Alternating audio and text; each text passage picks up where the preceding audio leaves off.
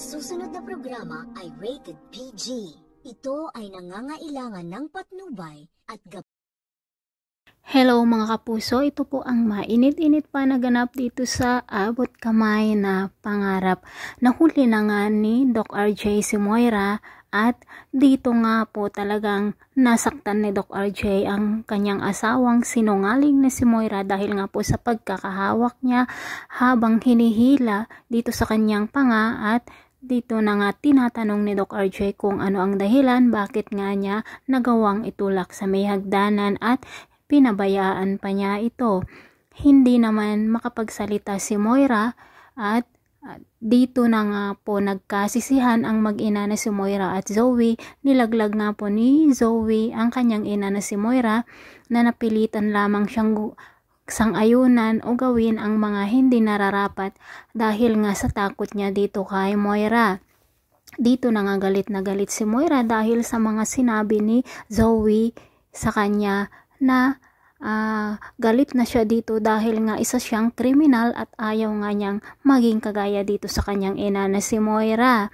At talagang ayaw pang sabihin ni Moira kung ano ang dahilan bakit nga nagawa niya iyon kay Dr. RJ Tanyag.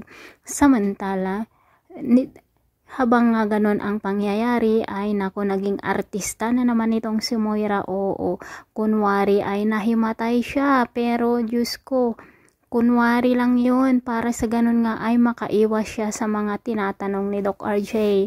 At agad naman dinala nila Doc RJ, Annalyn at Zoe sa Apex Medical Hospital. Itong wala daw malay na si Moira. Ang galing talaga ni Moira, no mga kapuso.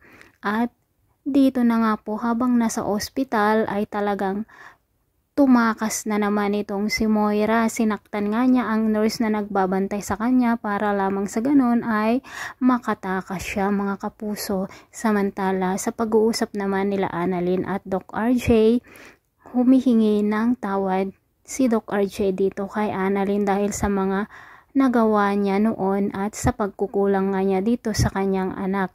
At habang nag-uusap nga po sila, may payakap-yakap effect pa at nanonood naman si Zoe doon sa likod ng pintuan. At dito nga po makikita natin ang selos sa mukha ni Zoe, ang pagsiselos niya dito kay Annalyn dahil nga sa nakikita niyang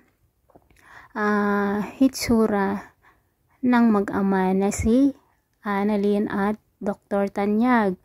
Talaga naman dapat lang yun Zoe nayakapin ni Doc RJ si Annalyn dahil siya naman talaga ang kanyang nag-iisang unika iha at ikaw ay hindi naman niya talagang anak. Ikaw nga ang dahilan kung bakit naging masama ang iyong ina na si Moira. Ay naku, wala din awa itong si Zoe, no?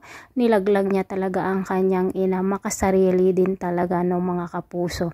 Pero hanggang kailan kaya maitatago o hanggang kailan kaya malalaman na si Doc Carlos nga ang tunay na ama ni Zoe at hindi si Doc RJ. Sigurado hindi matutuloy ang kasal nila Lynette at Doc Carlos kapag mangyari iyon. At samantala hindi naman magtatagumpay si Moira sa kanyang pagtakas dahil nga nakita naman ni Lynette at Josa ang bruhildang ito. So thanks for watching mga kapuso. Bye bye.